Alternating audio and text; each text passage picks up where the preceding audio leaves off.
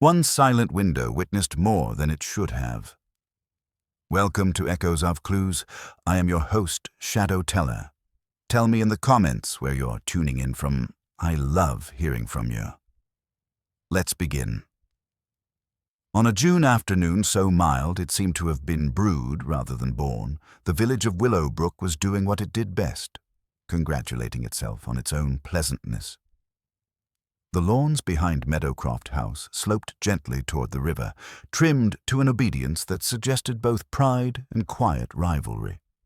White trestle tables were arranged with military precision, bearing cucumber sandwiches, Battenberg cake, and teapots in various stages of floral enthusiasm. The Willowbrook Horticultural Society's annual garden party was not merely a social occasion. It was a performance of manners, memory, and mutual observation.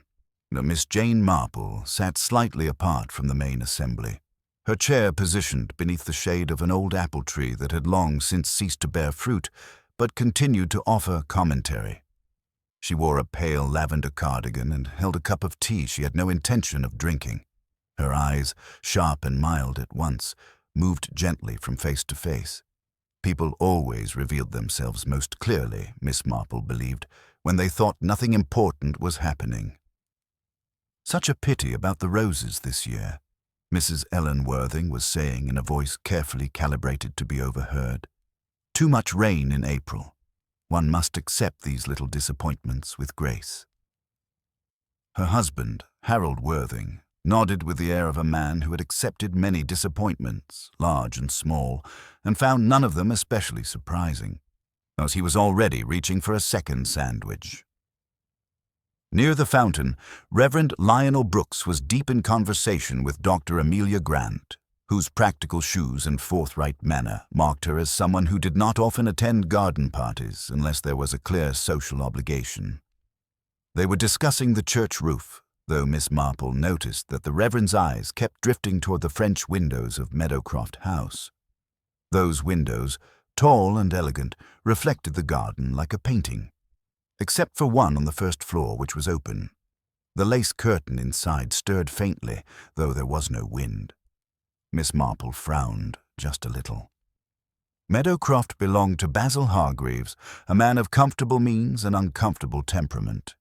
He was not present at the party, which in itself was notable. Mr. Hargreaves prefers to observe rather than participate, Mrs. Worthing had explained earlier, with a tight smile. He finds crowds stimulating. Miss Marple had murmured something agreeable, though she thought she understood the word stimulating rather differently. At that moment, a sharp sound cut through the soft murmur of conversation. It was not loud, more a crack than a bang, but it carried with it a quality that caused every head to turn toward the house.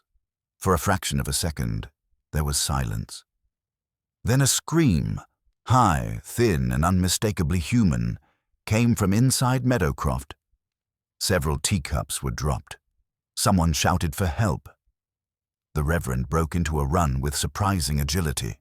Miss Marple did not move at once. She set her teacup carefully on the small table beside her and rose with measured calm, so her eyes were fixed on the open window. The scream did not come again. By the time she reached the French doors, the garden party had dissolved into a disordered mass of alarm and speculation. Dr. Grant was already kneeling beside a figure on the tiled floor of the drawing-room. Basil Hargreaves lay on his back, one arm twisted at an unnatural angle, his face oddly peaceful. Dr. Grant looked up, her expression grave. "He's dead," she said simply. "Looks like a fall. From the study upstairs, I'd guess." "But the window—" Mrs. Worthing began, her hand flying to her mouth. "The window is open," Dr. Grant said. "Yes, and the carpet upstairs is disturbed." Miss Marple stood just inside the doorway, unnoticed in the confusion. Her gaze traveled slowly from the body to the staircase, then back again. And she noticed the way the lace curtain upstairs had been drawn back, as though someone had been standing there for some time, watching. Constable Peter Finch arrived breathless 20 minutes later, followed shortly by Inspector Harold Keene from the neighboring town. Statements were taken. The party guests were ushered back into the garden, where tea went cold and speculation grew warm. An accident, someone said confidently. Or suicide, whispered another. Mrs. Worthing dabbed her eyes with a handkerchief that showed no sign of use. Poor Basil. Such a troubled man. One never knows what goes on behind closed doors. Miss Marple, seated once more beneath the apple tree, listened quietly. She had seen many such afternoons, many such deaths. They all began this way, like with certainty, masquerading as kindness and ignorance wearing the costume of concern. Her eyes drifted again to the upstairs window. Windows, she reflected, were very much like people. They let in light or concealed darkness, depending entirely on how one chose to look through them. And that particular window, Miss Marple felt sure, had seen far more than anyone yet realized. Inspector Harold Keene had the look of a man who disliked gardens on principle. He was tidy in a way that suggested discipline rather than vanity, and when he stepped through Meadowcroft's French doors, he did so as though the very air might attempt to mislead him. "You were the first medical person on the scene?" he asked.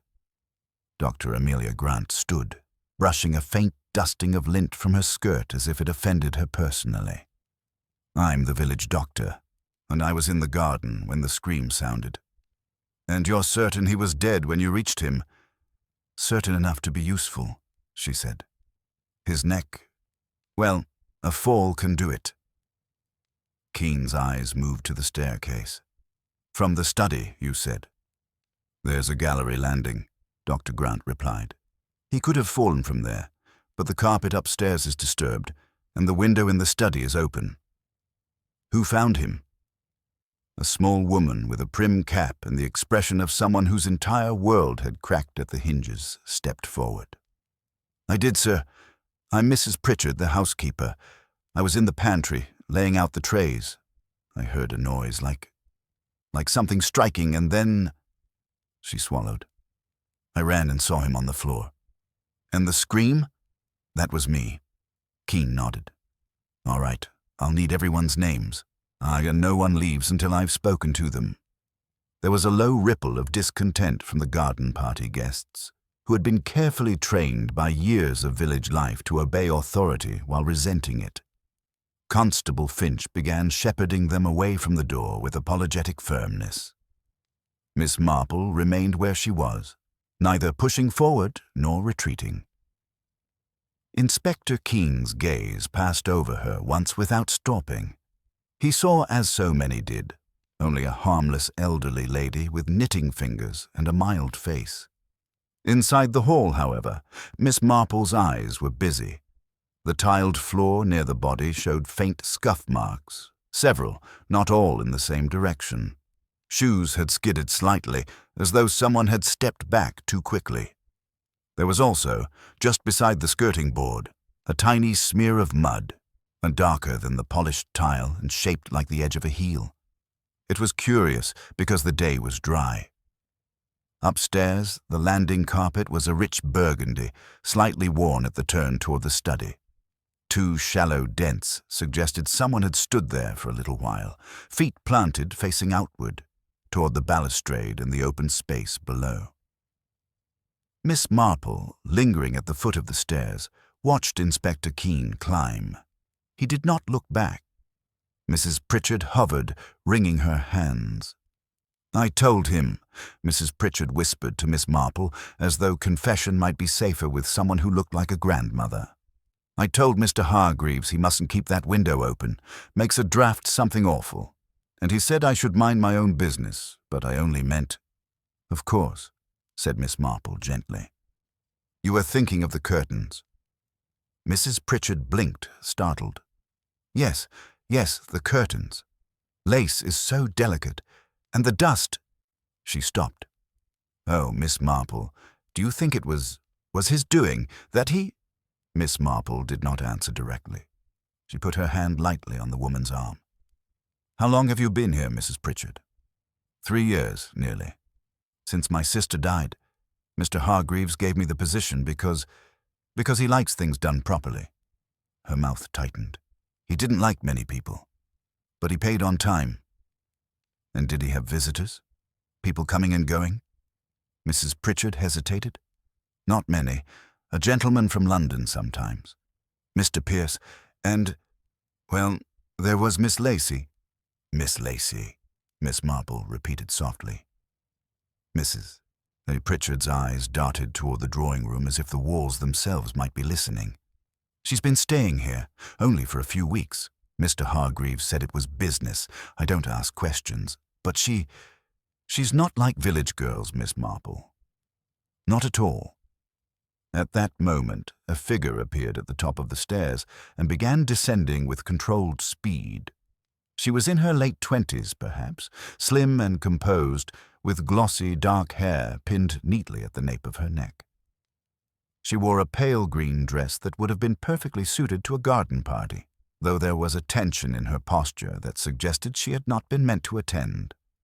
Her face was smooth, but her eyes were alert, too alert for mere grief. Inspector Keene followed a step behind her. "And you say you were in the study when it happened?" he asked. I was in my room," the woman said, her voice steady. "I came out when I heard the sound. I went to the landing and saw—" She stopped with great care.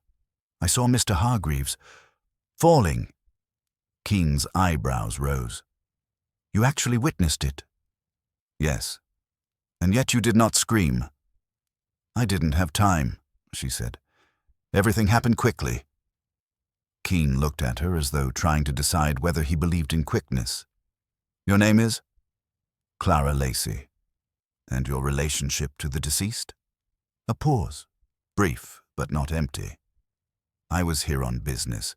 Mr. Hargreaves was advising my family on some financial matters." "A family in London?" "In Surrey," she corrected smoothly. "Near Guildford." Keene made a note. "You say you were in your room. Which room is that?" "The blue room," she replied. "Opposite the study." "And you saw him fall from the landing?" "Yes." "Did you see anyone else?" "No." Miss Marple watched Miss Lacey's hands. They were clasped, but not tightly. The fingers moved slightly as though testing the air. A small gesture of impatience, perhaps, or calculation. "You didn't see anyone," Keene repeated. "But you were on the landing." "I came out and looked over," Miss Lacey said. "By then he was already going. I didn't even see his face clearly." "Yet you're certain it wasn't suicide?" Miss Lacey's eyes flickered. "Only a fraction." "He didn't jump," she said. He stumbled. It was like he lost his footing." Keene's gaze sharpened. "You're very sure of that?" "I am," she said again, and smiled faintly, as if certainty were a matter of good breeding. Mrs. Pritchard let out a small sound, half sob, half protest. She was there, Inspector. She was in his rooms often enough, always going in when he didn't want to be disturbed. And he'd shout sometimes. Oh, he'd shout dreadful." Miss Lacey turned her head with the languid precision of someone acknowledging an insect. "Mrs. Pritchard," she said mildly, "if you have something to say, perhaps you ought to say it plainly rather than theatrically." The housekeeper flushed, affronted into silence. Inspector Keene exhaled. "All right, Miss Lacey, remain downstairs. Mrs. Pritchard, I'll speak to you again. Constable Finch will take names outside." He started toward the drawing room, then stopped and looked back as though something in the air had tugged at him. His eyes landed on Miss Marple at last. "And you are?" "Jane Marple," she said pleasantly. "I live at the old cottage near the vicarage. I was attending the party." Keene's expression softened just enough to suggest he had filed her away as harmless. "Did you hear or see anything of note, Miss Marple?" Miss Marple considered. "Only that garden parties are such delicate things," she said. "They go on for years without incident, and then one day something happens and everyone realizes how little they know of one another." Keene stared for a moment, unsure what to do with that. "Yes," he said finally, as though humoring her. "Well, if you remember anything more concrete, do tell the constable." He turned away. Miss Marple watched him go, then let her gaze drift to the open staircase again. Above, the landing was quiet. The burgundy carpet lay smooth except for those faint dents. The study door stood ajar. The lace curtain in the study window stirred as if breathing. And in somewhere, very faintly, there was the scent of something sharp, like crushed geranium leaves, mixed with the cleaner smell of polish. Miss Marple's eyes narrowed slightly. It was an odd thing, that scent. Not unpleasant, not even remarkable in a house full of flowers and women's perfume, except that Mr. Basil Hargreaves, by all accounts, disliked flowers. Outside, the garden party had become a tribunal. People gathered in clusters, trading whispers and certainties with the hunger of those who had been given drama in place of dessert. "It must have been the girl," Mrs. Worthing was saying, her voice thick with satisfaction at having discovered a villain. "I always said she looked the sort. Too sleek, too foreign, if you ask me." "She's not foreign," Dr. Grant snapped, coming up beside Miss Marple. "She's just not from Willowbrook," now which is apparently the same thing to Ellen Worthing. Miss Marple smiled faintly. "And what do you think, Dr. Grant?" "I think," said Dr. Grant, her eyes hard, "that people fall for a reason. Either they slip or someone makes them, and in either case, I'm not inclined to let Inspector Keene close it up neatly because the village wants a simple story." Miss Marple's hands folded in her lap. "No," she agreed softly. "Villages do like simple stories, but human nature is never simple. It's only repetitive." Her gaze moved again toward Meadowcroft's windows. The open one upstairs seemed to watch them all with blank glass eyes. And Miss Marple, who had spent a lifetime watching people through far more revealing panes, began to feel that someone else had been watching too, quite deliberately, long before Basil Hargreaves ever fell. And Inspector Keene remained at Meadowcroft until dusk, methodically collecting statements with the patience of a man who trusted procedure more than instinct. The guests were released one by one, each departure accompanied by a renewed hum of speculation that spread through Willowbrook faster than any official conclusion could hope to follow. Miss Marple walked home slowly, her mind anything but idle. The village lanes were edged with foxglove and honeysuckle, and the evening light softened everything it touched. She paused once, just before the bend near the vicarage, to adjust her cardigan. From that spot, Meadowcroft's upper windows were just visible through the trees. Only one was still open. The following morning brought rain, fine and persistent, the sort that gave people an excuse to linger indoors and talk. By 10 o'clock, and the village shop had become the unofficial headquarters of opinion. Miss Marple arrived with her basket and found Mrs. Worthing already installed by the counter, her voice lowered but energetic. "They say the inspector is leaning towards suicide," Mrs. Worthing announced, clearly delighted by the notion. "Troubled man, alone in that great house. And that girl, well, she wouldn't have stayed otherwise, would she?" "I heard there was shouting," Mrs. Bellamy said, weighing potatoes with unnecessary force. "My cousin's friend was there last winter. Said you could hear him from the lane." Miss Marple selected a loaf of bread and waited. "It's always the quiet ones," Mrs. Worthing continued, "and the ones who don't mix. You mark my words, it will all be settled by the end of the week." "That would be very efficient," Miss Marple said mildly. Mrs. Worthing turned. "Oh, Miss Marple, you were there. You must have noticed how peculiar it all was." "Peculiar things are rather common," Miss Marple replied. "What matters is whether they repeat themselves." Mrs. Worthing frowned as though repetition were a foreign concept and returned to her potatoes.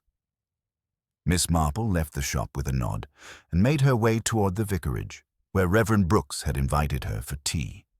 She found him in the study, pacing lightly, a stack of papers abandoned on the desk.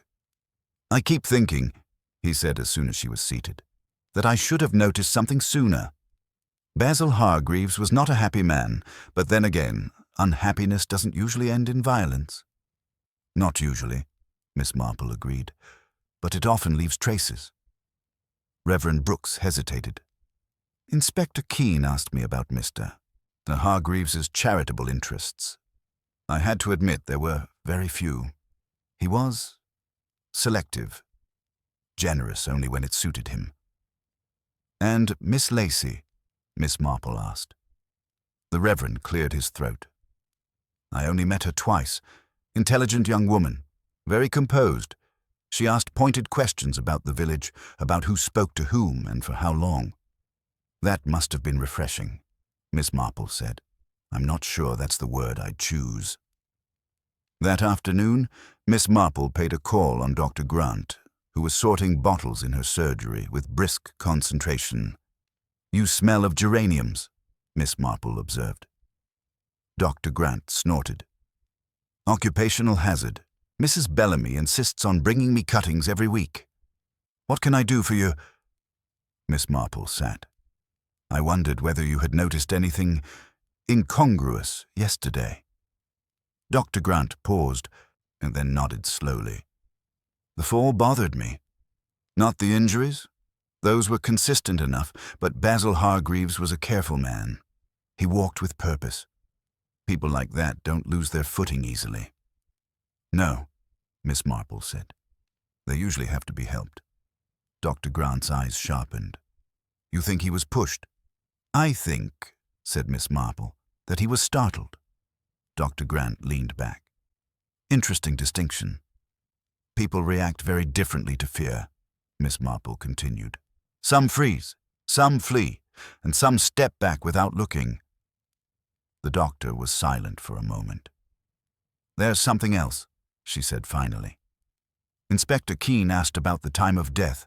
I told him it was immediate, but there was a faint bruise on Hargreaves' wrist. Fresh, as though someone had grabbed him shortly before he fell." Miss Marple nodded. That would fit." The next development came sooner than either of them expected. That evening, just after supper, Constable Finch appeared at Miss Marple's cottage, his cap in his hands and discomfort written plainly across his face. "I'm sorry to trouble you, Miss Marple," he said, "but Inspector Keene asked me to follow up. He says you've a reputation for noticing things." Miss Marple smiled kindly.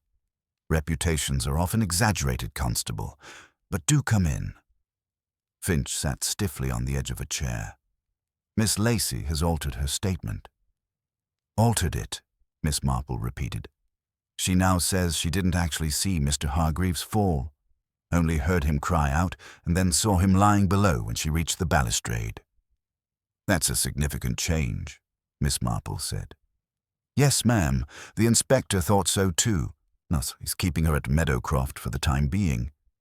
"And Mrs. Pritchard?" Finch shifted. "She's been dismissed. Temporarily, at least. Inspector says she's free to stay with her sister in Market Stowe." "Dismissed?" Miss Marple's eyebrows rose. "That seems rather sudden." Finch nodded. "Inspector Keene thinks the household tension may have contributed. He's keen to remove influences." "Of course," Miss Marple murmured.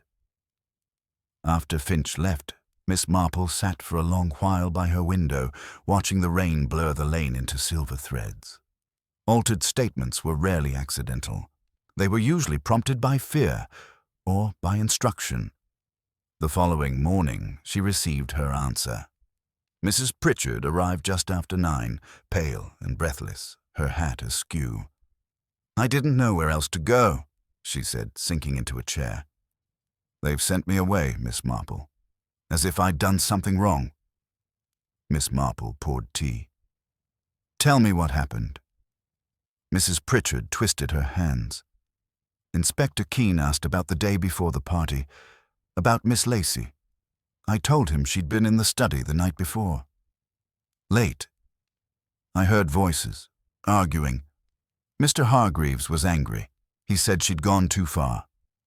And then the inspector asked me to repeat it, only..." Only he suggested perhaps I'd imagined it. Said grief does that. And Miss Lacey, she looked at me in such a way, like I was something to be brushed aside. Miss Marple listened, her face gentle, her mind sharp. "There's more," Mrs. Pritchard said in a whisper. "That morning, before the party, I cleaned the landing properly. There were no marks on the carpet. None at all." Miss Marple's eyes lifted. "But when I found him," Mrs. Pritchard went on, "there were footprints, like someone had been standing there for ages." "Yes," Miss Marple said softly. "That is exactly what they looked like." Mrs. Pritchard stared at her. "You believe me?" "I do," said Miss Marple, "because people who wait long enough always leave an impression on carpets and on lives." Outside, the rain stopped. A thin line of sunlight broke through the clouds and touched the upper windows of Meadowcroft in the distance. Miss Marple watched it carefully. Some windows, she reflected, were not merely for seeing out, but for watching in. Mrs. Pritchard stayed only long enough to finish her tea and straighten her hat with trembling fingers. Pride and fear wrestled in her face. Pride would not allow her to weep openly, and fear would not allow her to return to Meadowcroft. "I'll go to my sister's," she said, rising. "But I couldn't leave without saying it, without someone believing I hadn't gone mad." "You haven't," Miss Marple assured her. "And if you remember anything else, however small, do let me know." Mrs. Pritchard's eyes filled at last. "It's the small things, isn't it? People think they don't matter." "Very often," Miss Marple said gently, "they matter most." After she left, Miss Marple did not immediately move. She sat by the window, her hands folded, listening to the faint village sounds returning now the rain had stopped, distant footsteps, the clink of a gate, a dog barking at nothing in particular. Everything in Willowbrook behaved as though life were continuing normally, which it always did, even in the face of death. That was precisely what made murder so unsettling. It reminded one how thin the surface was. By mid-morning, Miss Marple had put on her outdoor coat and walked, at her usual unhurried pace, toward Meadowcroft. She did not intend to interfere. She never intended to interfere. But she had learned over the years that the world often brought answers to those who appeared simply to be passing by. Meadowcroft's front door was open. Inside, the air smelled faintly of furniture polish and wilting flowers. Someone had placed a vase of white lilies in the hall. They looked too theatrical, as though death had demanded decoration. Constable Finch was at the foot of the stairs, speaking in a low voice to a young man Miss Marple recognized as Simon Hargreaves. Basil's nephew, recently returned from London, full of brisk grief and practical questions. He wore mourning badly, seemed like a suit borrowed for the occasion. Finch looked up, visibly relieved to see someone familiar and harmless. "Oh, Miss Marple. Good morning." "Good morning, Constable," she said, smiling. "I was just passing. Such a sad business." "Yes, ma'am." Finch hesitated, then added, "Inspector Keen's here." "I thought he would be." Miss Marple's gaze drifted upward. The landing was empty, but the study door stood closed now. She noted, too, that the window she'd seen open was shut. A voice came from the drawing room, male, clipped, faintly irritated. "And you're quite sure you didn't touch anything? Not even to straighten it?" "I'm quite sure," Dr. Grant replied coolly. "I'm a doctor, Inspector, not a magpie." Miss Marple moved quietly toward the open drawing-room door. The body had been removed. The room looked too large without it, as though it had lost its purpose. Inspector Keen stood by the fireplace, notebook in hand, while Dr. Grant sat rigidly on the edge of a chair, her eyes fixed on a point just above his shoulder. Miss Lacey was there as well, standing near the window with her hands clasped in front of her. She wore the same pale green dress as before, though now it seemed to belong to someone else, less festive, more deliberate. Her face was composed, but Miss Marple noticed a faint darkness beneath her eyes, as if she hadn't slept. Keene turned as Miss Marple appeared. His expression suggested he might have preferred her to remain safely in the village, surrounded by jam and gossip. "Miss Marple," he said, brisk. "This isn't really—" "I quite understand," Miss Marple interrupted softly. "I shan't be in the way, and I only wished to bring some sandwiches for Dr. Grant. She was so busy yesterday, poor thing." Dr. Grant's mouth twitched in what might have been gratitude or amusement. "How kind," she said, and reached for the parcel Miss Marple offered. Inspector Keene looked at the parcel as though it might contain contraband. "Very well," he said. "But do be quick." Miss Marple sat near the door, quiet as a cat in a warm corner, and began to unwrap her parcel with unhurried care. She did not speak. She simply listened. Keene returned to Miss Lacey. "You changed your statement." Miss Lacey's chin lifted slightly. "I clarified it." "You previously said you saw him fall." "I said I saw him as he fell," she replied, each word chosen carefully. "I did not see what caused it." "What caused it might be the whole point," Keene said. Miss Lacey's eyes flickered briefly toward Dr. Grant, then away. "I understand, but I can only tell you what I know. And what you know is that you heard him cry out." "Yes." "At what time?" She hesitated, so briefly most would not have noticed. Miss Marple noticed. "Just after 3, Miss Lacey said. Keene's pen paused. "The scream was heard in the garden at 3:20. Miss Lacey did not blink. "Then it must have been closer to 3:20. Keene's gaze hardened. "You're either very confused, Miss Lacey, or you're very careful." "Careful," Miss Lacey said, and for the first time her composure cracked enough to show irritation. "When a man falls to his death in front of you, Inspector, you tend not to check your wristwatch."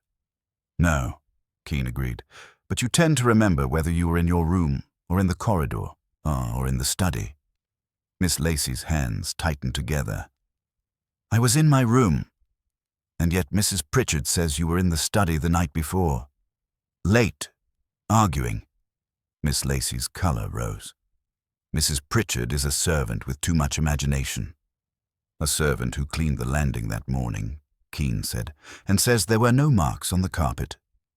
Miss Marple's fingers paused on the knot of string around the parcel, though her face remained mild. Miss Lacey's eyes narrowed. "The inspector is asking me about footprints on a carpet now." "Really?" Keene leaned forward slightly. "Did you stand on that landing for a long time yesterday?" "I told you. I came out when I heard the noise." "And did you perhaps wait there before?" "No." "Did anyone else come upstairs?" "No." Keene's voice grew softer, which made it more dangerous. "Then how do you explain the impressions on the carpet? 2 shallow dents, as though someone stood in one place for some time, facing the balustrade." Miss Lacey's lips parted. For a fraction of a second, she looked startled. Not frightened exactly, but caught off guard. Then she laughed. "A carpet shows dents if someone stands on it," she said lightly. "Surely that's not evidence of murder." "It's evidence of waiting," Keene replied. Dr. Grant shifted, her eyes flicking toward Miss Marple as if silently acknowledging that the elderly woman had been right to pay attention to such a small thing. At that moment, footsteps sounded in the hall, quick, decisive. Simon Hargreaves appeared in the doorway, his coat damp from the lingering drizzle. "Inspector," he said, "there's something you ought to see." Keene's head snapped up. What is it?" Simon hesitated, glancing at Miss Lacey, then back. "It's in Uncle Basil's study. I was going through his papers. Well, I know you said not to touch, but I'm family, and I thought—" He stopped, swallowing. "There's a letter.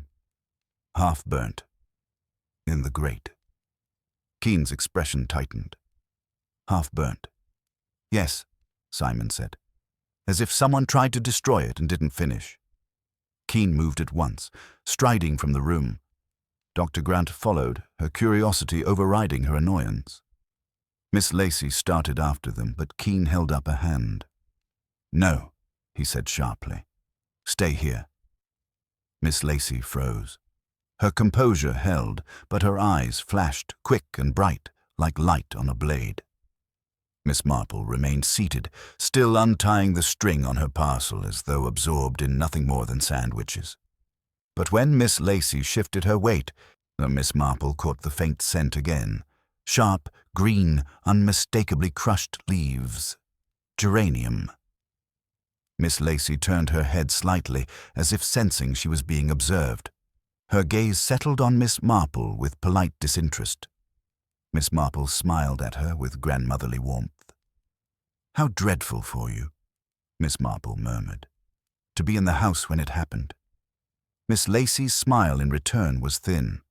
"Yes," she said, "dreadful." "And you had only just come to Willowbrook," Miss Marple went on, conversational as if discussing the weather. "It must feel rather unfortunate." Miss Lacey's eyes held hers for a beat too long. "Unfortunate things happen everywhere, Miss Marple," she said softly. "Even in peaceful villages." "Indeed they do," Miss Marple agreed. "And sometimes the peaceful ones are the worst, because people forget to lock their doors." Miss Lacey's expression did not change, but one hand lifted, almost imperceptibly, to touch the cuff of her sleeve. Miss Marple noticed the faint mark on her wrist, a small bruise, yellowing at the edges, as though it had been made the day before. A bruise shaped like fingers. Upstairs, voices rose briefly. Keene's sharp, Simon's anxious. Then the heavy tread of footsteps crossed the landing. A moment later, Inspector Keene returned, holding something in a gloved hand. A fragment of paper, edges blackened. He looked from Miss Lacey to Miss Marple, then back to Miss Lacey. "This letter," he said, "mentions you." Miss Lacey's face went very still. "It also mentions money," Keene added, "and a threat." Silence thickened the room. Even the house seemed to pause, as if Meadowcroft itself were listening.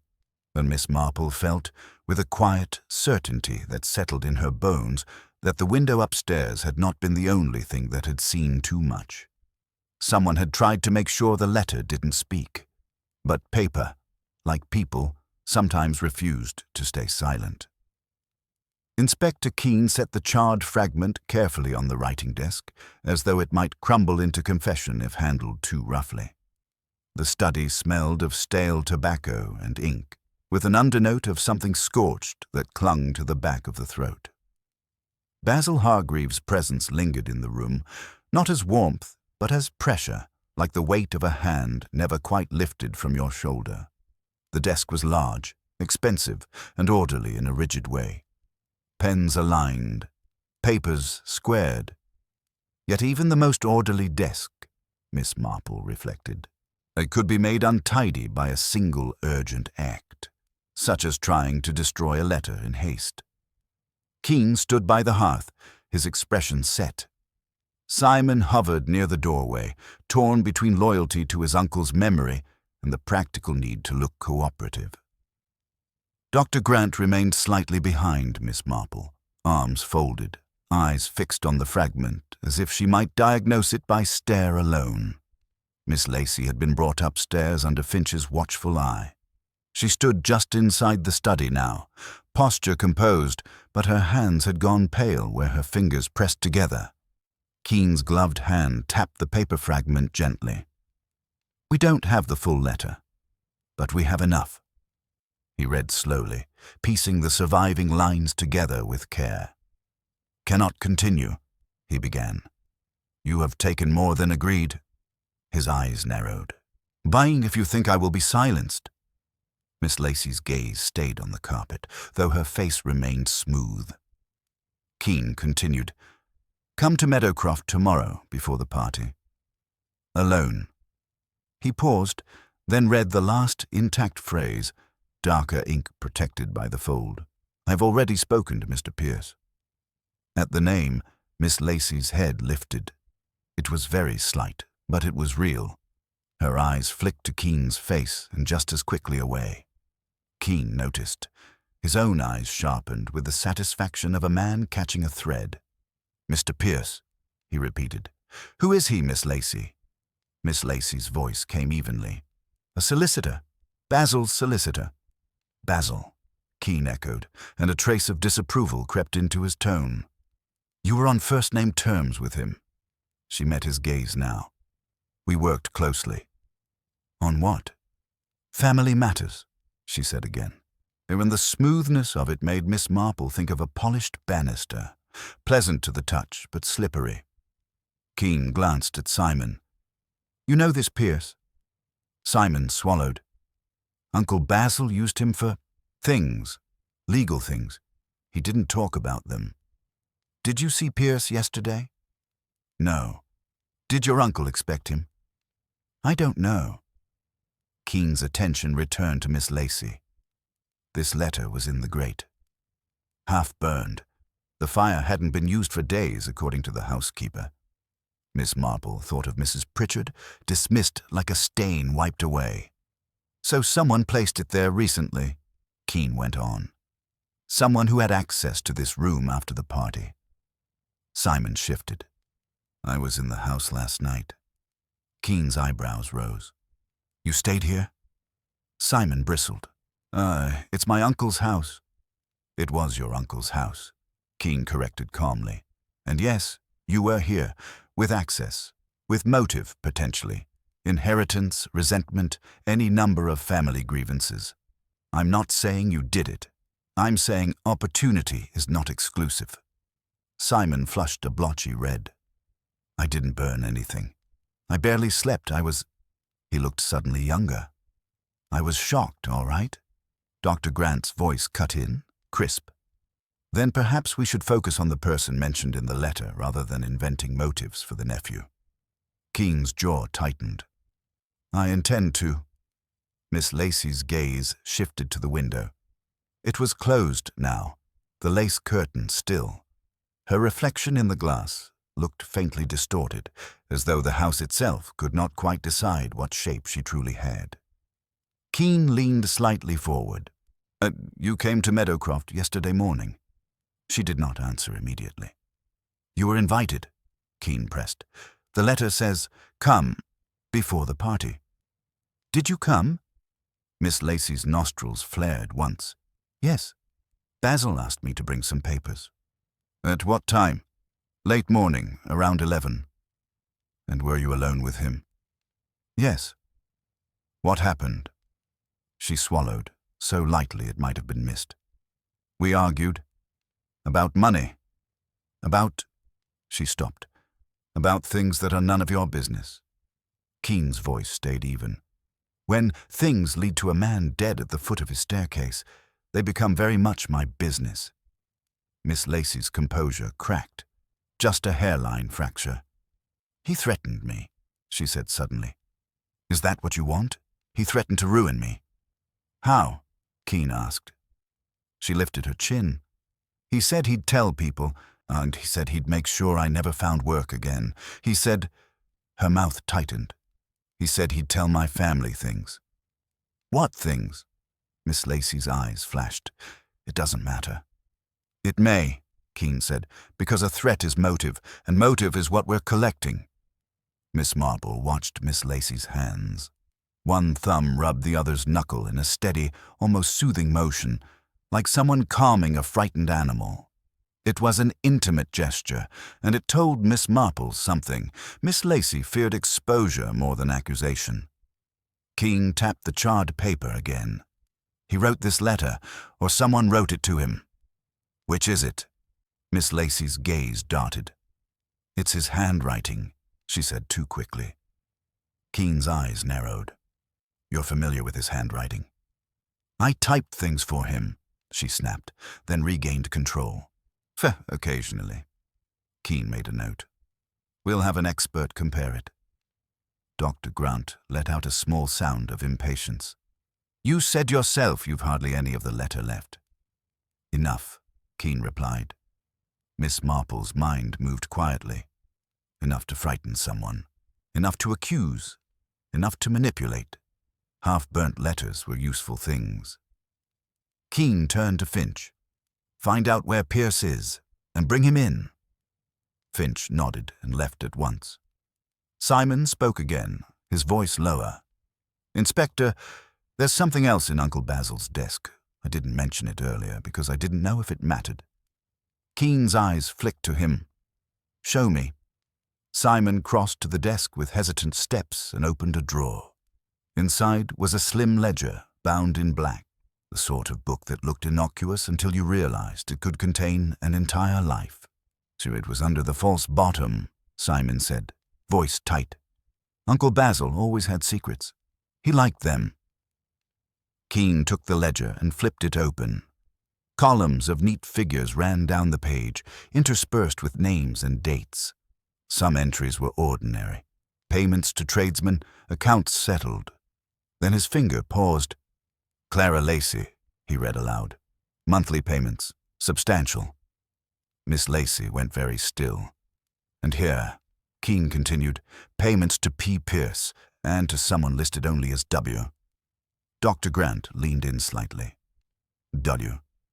Miss Marple's eyes lifted. "Willowbrook. Worthing." Willowbrook was full of W's. But the simplest answer was not always the right one. Keene shut the ledger with a decisive snap. "This is interesting," he said softly, almost to himself. Miss Lacey's voice came sharply. "That ledger proves nothing. Basil paid people. That's what he did. He bought loyalty." Keene looked at her. "Or he bought silence." Miss Lacey's mouth tightened. "You're twisting." Keene held up a hand. "Enough. You will remain here, under supervision, until I decide otherwise." Her gaze flicked toward the door, toward the corridor, the stairs, the exit, and Miss Marple saw, for a brief moment, the shadow of calculation return. Not panic. Planning. Miss Marple's own attention drifted to the hearth. The letter fragment lay there, small and accusing. She thought of the scent of geraniums, sharp and green, and of the bruise on Miss Lacey's wrist, shaped like fingers. A hand had grabbed someone. Perhaps Basil had grabbed her. Or perhaps... Downstairs, the front door opened and closed again. Voices murmured in the hall, then footsteps, urgent and quick. Constable Finch returned, pale. "Inspector," he said, breathless, "Mr. Pierce isn't in London. He's here, or he was. Someone found his car by the riverbank this morning." Keene's face hardened. "By the river?" "Yes, sir. The driver's door was open, and there's blood on the seat." Silence fell like a curtain. Even Miss Lacey's poise faltered, her eyes widened, and she drew a sharp breath she could not disguise. A new thread had been pulled, and something beneath the village's tidy surface had begun to unravel. Miss Marple felt the old, familiar chill. Not fear exactly, but recognition. One death could be an accident. Two rarely were.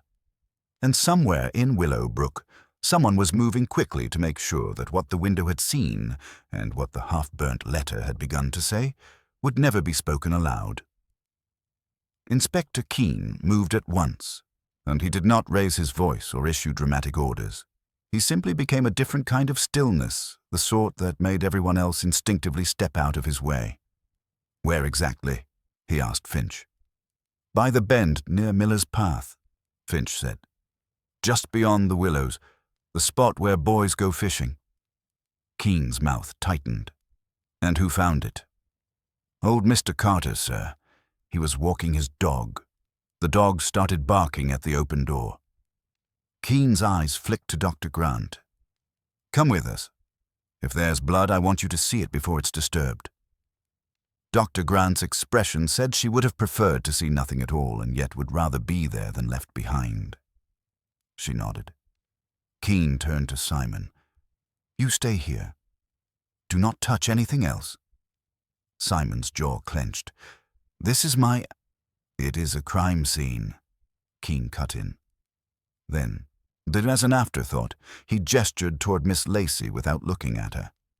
"And she stays here as well. Finch."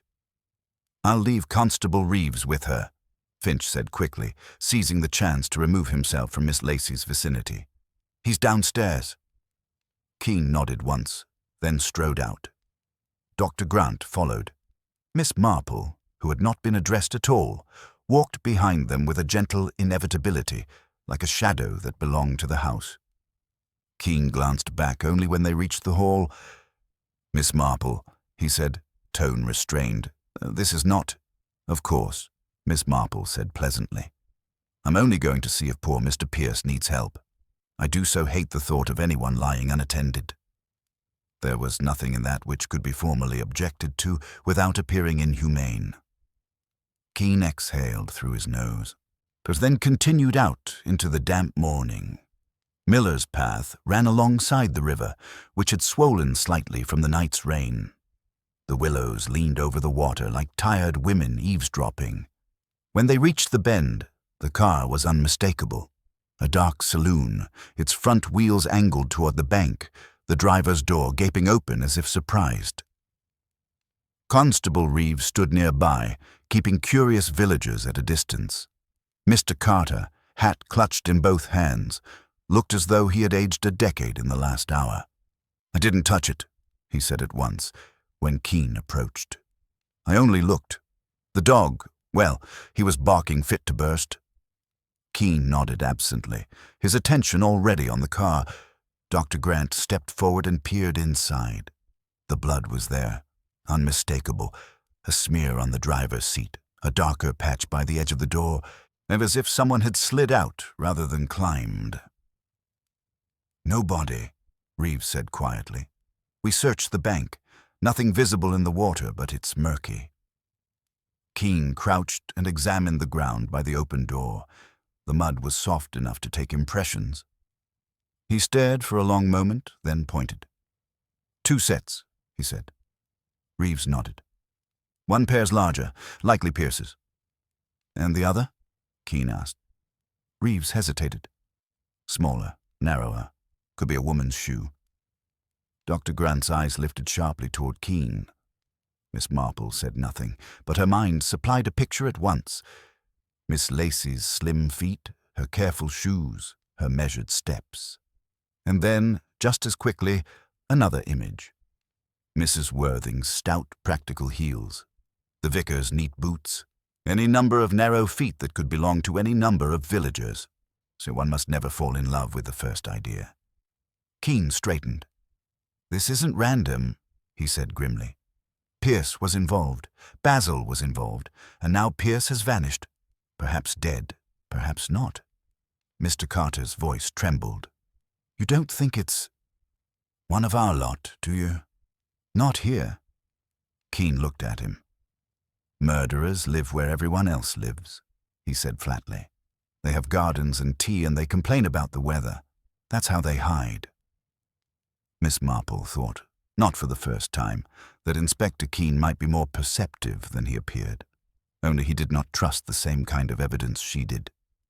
He turned to Reeves. "Send word to the station. I want a search downstream, and get the photographer." Reeves saluted with unnecessary vigor and hurried off. Keene's gaze followed him, then shifted to Dr. Grant. "You saw the blood. What does it suggest?" Dr. Grant leaned closer, studying the smear. "It's not arterial spray," she said after a moment. "More like a bleeding wound, something that soaked rather than spurted. He could have been injured and moved." "Could he have driven himself here?" "Possibly," she replied. "But if he was bleeding that much, he wouldn't be steady for long." Keene stared at the river. Then someone met him, hurt him, and either pushed him in or dragged him away. Miss Marple's eyes drifted to the willow branches. Something was caught there, fluttering faintly in the damp air. A small scrap, pale, almost like paper. She stepped closer, unhurried, and reached up with careful fingers. It was fabric, lace, A tiny torn piece of lace, damp and clinging, snagged as though someone had brushed past in haste, was Miss Marple, held it in her palm. The pattern was delicate and familiar, lace like the curtains in Meadowcroft's study. She did not announce it. She merely folded it into her handkerchief with the calm of someone putting away a thought. Keene glanced back toward the path. "We'll return to Meadowcroft," he said. "If Pierce was here last night, someone knows it, and I want to speak to that nephew again, and to Miss Lacey." Miss Marple smiled faintly to herself. So did she. Back at Meadowcroft, the atmosphere had shifted. The house, already taut with death, now vibrated with the added tension of uncertainty. Simon was in the hall, pacing like a caged animal. Constable Reeves had been replaced by Constable Finch, who stood near the drawing-room door with the rigid patience of a man guarding a volatile substance. So Miss Lacey sat on the settee in the drawing-room, hands folded, face composed. Yet the composure had become something different now, no longer the smooth poise of a confident woman, but the brittle stillness of someone forcing herself not to run. Keene entered without ceremony. "Miss Lacey," he said, "Mr. Pierce's car was found by the river. There was blood." Miss Lacey's fingers twitched once, then stilled. "How dreadful." "Not dreadful," Keene corrected. "Suspicious. And you knew him." "I knew of him," she said. "He was Basil's solicitor. I told you." "Did you meet him yesterday?" "No." "Did you speak to him?" "No." "Did you threaten him?" Keene's voice was mild, but the question landed like a stone. Miss Lacey's eyes flashed. "Don't be absurd." Keene did not react. "You were at Meadowcroft the night before the party, according to Mrs. T. Pritchard, arguing with Basil. You have bruising on your wrist consistent with being grabbed. Basil had bruising on his wrist as well. Someone tried to burn a letter implicating you. And now the man named in that letter is missing, possibly dead." Simon burst out. "You can't honestly think she—" "I can think anything," Keene said sharply. "It's my job." Miss Lacey's voice dropped, quieter now. "Inspector," she said, "you're building a story because it suits you. A stranger comes into a village, and suddenly she must be the villain. It's comforting. It makes it neat." Keene's gaze held hers. Truth is rarely neat. Miss Marple, standing near the door, felt the faintest prick of agreement with Miss Lacey's words. Villages did like a stranger to carry their sins. But Miss Lacey's complaint was also a kind of defense, and defenses were always interesting. Dr. Grant stepped forward.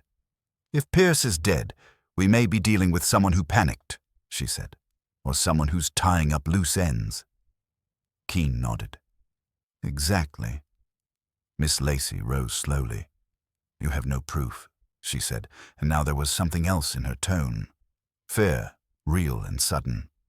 "None. You can't keep me here." Keene's eyes did not soften. "I can, for now. Until I'm satisfied you're not going to disappear like Pierce."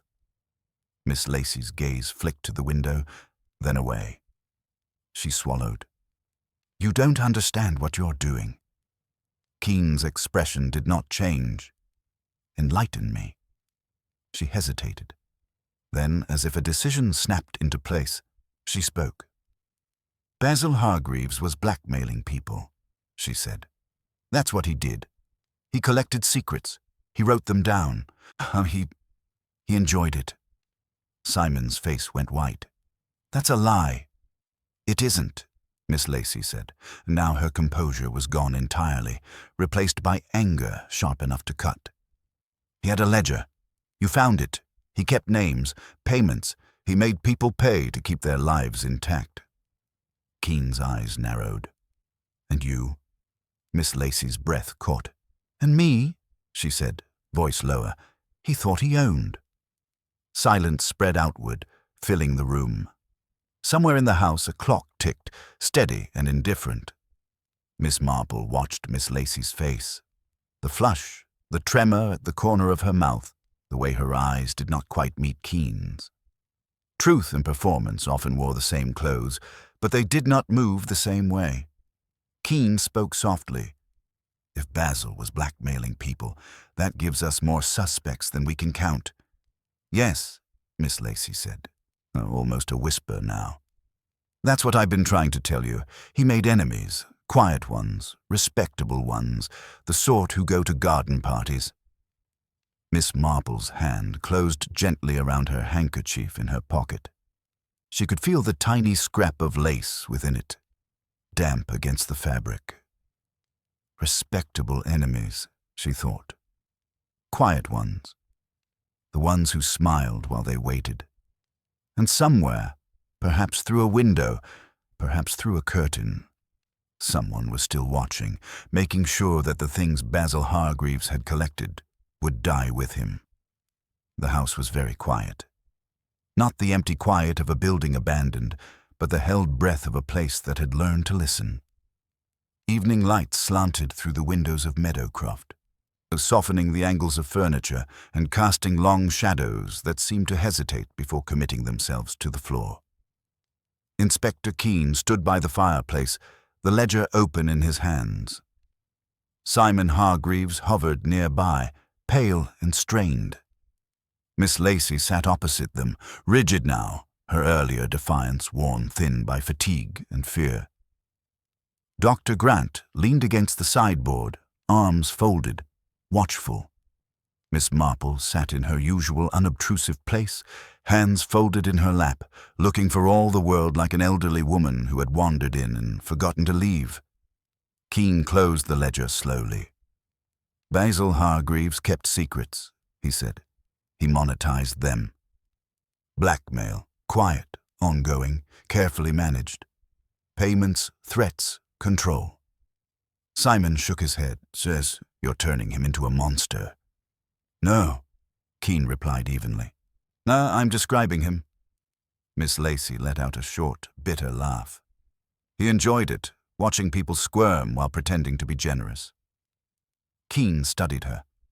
"You were one of those people." "Yes," she said, "but not the only one." Keene's gaze moved around the room. "No, I don't think so." He turned then, deliberately, toward Miss Marple. "You've been listening very carefully, Miss Marple," he said, "perhaps too carefully for someone who claims only to pass by." Miss Marple smiled apologetically. "Old habits. In villages, one learns to listen. People are always telling you who they are if you pay attention." Keene inclined his head slightly. "Then perhaps you'll tell us what you think." Simon scoffed. "With respect, Inspector." "With respect," Keene cut in. "Miss Marple has been right about several things already. Go on, Miss Marple." Miss Marple looked around the room, her expression gentle, almost regretful. "It seemed clear to me early on that Basil Hargreaves did not fall by accident," she said. "He was startled. Someone stood behind him on the landing, waiting. When he turned and saw them, he stepped back, just far enough." Miss Lacey's eyes flicked toward her. "The footprints in the carpet told us that," Miss Marple went on. "Someone waited there for a little while. Waiting implies intention, and intention implies planning." Keene nodded slowly. "Go on." "The half-burnt letter was meant to point in a particular direction," Miss Marple said. "Toward Miss Lacey. It named her. It mentioned money. It suggested threat, but it was burned too hastily, left incomplete. That tells us the person who burned it was frightened, not methodical." Simon frowned. "You think someone else burned it?" "Yes," said Miss Marple. Miss Lacey had no reason to destroy a letter that threatened her. Such letters are leverage. One keeps them. One does not burn them. Miss Lacey stared at her, startled. "That's true," she said quietly. Miss Marple continued. "Then there was Mr. Pierce. He was named in the letter as someone Basil had already spoken to. That made him dangerous. If Basil were dead, Pierce might speak next." Keene's jaw tightened. "So Pierce was silenced?" "Or nearly so," Miss Marple said. His car was found by the river, blood inside. No body. Someone wanted us to believe he was dead. Dr. Grant straightened. The blood loss didn't fit a fatal injury, she said slowly. I said that at the time. Indeed, Miss Marple agreed. It suggested movement, but a wound meant to alarm rather than kill. Keene looked sharply at Simon. You stayed at Meadowcroft the night after your uncle's death. Simon swallowed. Yes. And you had access to his study. Yes. And you found the ledger. Yes. Miss Marple turned her kind eyes on Simon. You loved your uncle, she said gently. Simon's voice broke. He raised me. And yet, Miss Marple said softly, you had recently discovered what he truly did. The ledger shows payments to many people, including someone listed only as Dibalo. Simon froze. W, Miss Marple went on, for Worthing, Mrs. Ellen Worthing. Basil Hargreaves had been blackmailing her over an affair many years ago, an affair that, if revealed, would have ruined her carefully constructed respectability. She paid regularly. Dr. Grant inhaled sharply. Oh, Ellen Worthing? Yes, Miss Marple said. It was Mrs. Worthing who so loudly insisted Miss Lacey looked the sort. She was projecting, very common. Keene stared at Simon. You're saying Worthing killed Basil? No, Miss Marple said. Mrs. Worthing is many things, but she is not brave. She would never confront Basil directly. She paused, then added quietly, but you might. Simon shook his head violently. No. You discovered the ledger, Miss Marple said. You saw what Basil had done to people, to Mrs. Worthing, to Miss Lacey, to others. You confronted him the night before the party. Simon's face crumpled. I only wanted him to stop. He laughed, Miss Marple said gently, and told you that you were his heir, that one day all his secrets would be yours. That frightened you. Simon's voice came out hoarse. He said I was weak. And then, Miss Marple continued, you waited. You stood on the landing during the party, knowing he would come upstairs. When he did, you stepped out. He didn't expect you. He stepped back. Simon collapsed into a chair, his hands over his face. Keene's voice was very quiet. And Pierce? Simon looked up, tears streaking his face. I went to him. I wanted the ledger destroyed. He refused. Said he'd already contacted the police. We argued by the river. I pushed him. He fell and hit his head. There was blood. His breath hitched. I thought I'd killed him. But you hadn't, Miss Marple said. No, Simon whispered. He came round, ran. I panicked. I left the car to make it look worse than it was. Keene closed his eyes briefly, then opened them. Pierce was found this afternoon. Alive. Injured, but alive. A sound escaped Miss Lacey. Half sob, half laugh. Keene looked at Simon. You'll answer for what you've done. Both of you, he added, glancing at Miss Lacey. You knew about the blackmail. You benefited from it. Miss Lacey nodded, exhausted. I did, and I hated myself for it. Miss Marple rose slowly. Hatred has a way of spreading, she said. That is the trouble with secrets. They rot everything around them. Keene signaled Finch, who stepped forward. Simon did not resist as he was led away. Later, when the house had emptied and the light had faded to blue-gray dusk, Miss Marple stood once more in the garden beneath the apple tree. Meadowcroft's windows were all closed now, their reflections dark and unreadable. Inspector Keene joined her, hands in his pockets. You could have told me sooner, he said, not unkindly, as Miss Marple smiled. People confess more readily when they think they're still in control. Keene nodded. You were right about the waiting. And the letter. And the window, Miss Marple added softly. It saw everything, but windows cannot speak. People must be allowed to do that themselves. Keene regarded her for a long moment. I don't suppose you'll ever stop meddling. I prefer to think of it as noticing, Miss Marple said. The next morning, Willowbrook returned to itself. Curtains were shaken out, kettles boiled. Mrs. Worthing wept discreetly and spoke of shock and betrayal. The river flowed on, indifferent. Miss Marple sat by her own window, knitting quietly. Outside, the village looked exactly as it always had, which, she reflected, was why one must never trust appearances. Some windows, after all, saw far too much.